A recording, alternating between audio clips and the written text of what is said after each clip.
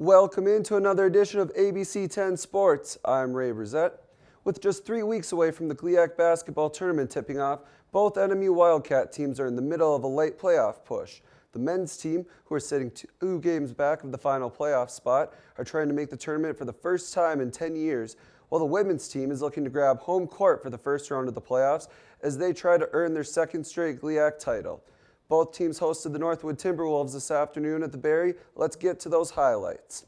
First, with the women, senior guard Lauren Gruber enters the Timberwolves paint trying for two that's just too far to the right, but D1 transfer Kendall Martin is there for the rebound and two. Later on, Gruber inbounds for the Cats under the Timberwolves hoop to who but Alyssa Cola, who earns a layup to tack on a pair to the Wildcat lead. Center Courtney Lemon had a big night for the Cats as Lemon passes it to DeBruin, who keeps it deep before getting back to Lemon in the corner, who shoots and scores the three. DeBruin continues to help the Cats out, passing to 5-foot Bree Gasparovich as Gasparovich works her way around the outside of the paint to shoot and make a step back. Things are looking good for the Cats.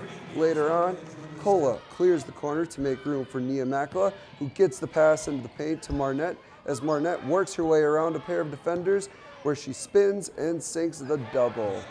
The Timberwolves were not held quiet all afternoon, however, as Marquette native Jade Leedy hits a triple to score her only basket of the afternoon to keep her team in it. But the Wildcats would prove to be too much as Cola brings possession into Abby DeBruin, who passes it to Lemon, who fights and earns the basket and a foul. The Cats go on to take the crucial win 63-50. They're a tough team. They have 6 seniors as well, and we knew it was going to be tough.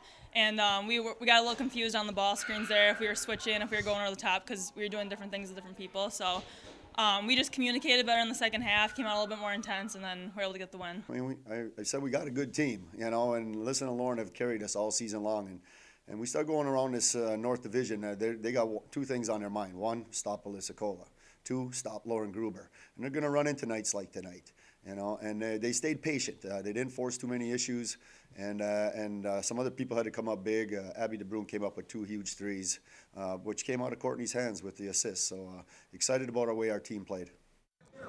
Moving along, the men hosted a matchup with the Timberwolves that would go down to the last seconds of the game, eventually in overtime. Larry Taylor inbounds a pass to his fellow point guard Terry Nash as Nash works his way around the defender, spins and puts up the layup to give the Cats an early lead. Later on, Nash at the top of the paint gets it over to Marcus Hall, who gets it into the paint to Perez. As Perez goes back to Nash, Nash brings it himself, but goes right back to Hall, who shoots and gets the 3 for NMU. Chavis Madison sees some time on the floor, faking his way around the defenders and shooting a jumper for 2. Terry Nash continued to have a big night, looking for another assist, passing it to freshman Kenny Williams, as Williams passes it back to Nash, who shoots for 3, comes up short, but Williams is there for the rebound and the putback. Later in the half, both teams are tied. Jordan Perez fights his way around the outside of the paint and gets it to Madison as Madison fights to gain possession, backs around, spins around, throws down, and gets the foul. Things are looking good once again for the NMU Wildcats.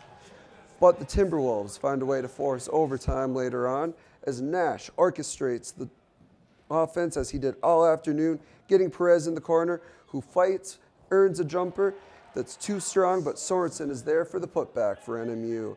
Larry Taylor would tack on a jumper as the Wildcats would earn the win in overtime, 88-79, earning their first overtime win of the year. We knew how it felt to lose like a game after grinding the whole time, and we didn't want to fight this hard and just come up with the loss, so we just had to stick together and keep fighting, and we got the win.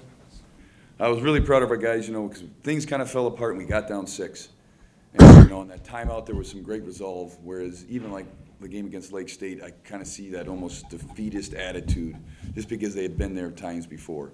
And I thought today they just did a great job of bouncing back and really looking to take it to the next level. And that's going to do it for this edition of ABC 10 Sports. Thank you for tuning in and have a great weekend and a great night, everyone.